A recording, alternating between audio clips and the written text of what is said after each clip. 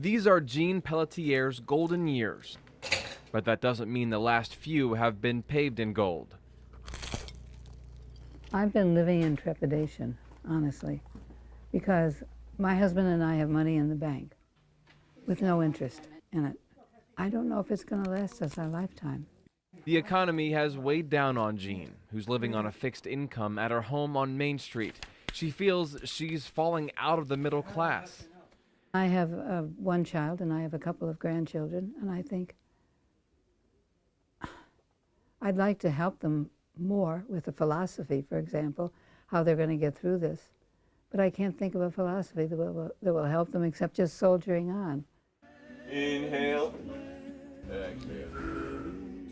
Jean found an active outlet in Tai Chi at the West Shore Senior Center. Remember, turn the body, turn the body.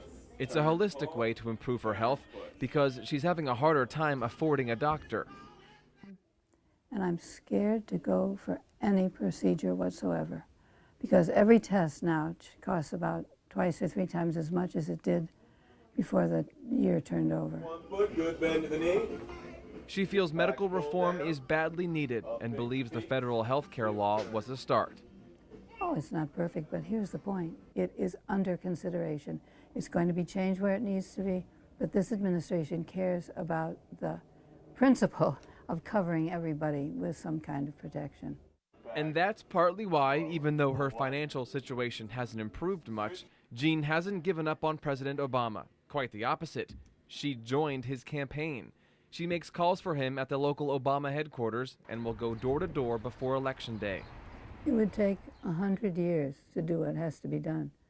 So 4 years was not time enough with the opposition that Obama had to do what needed to be done. So Jean wants to give President Obama another 4 years.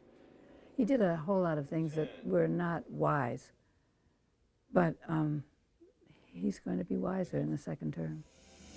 She says in an election as important as this, there is no way she could stay on the sidelines. This is her fight for a better retirement.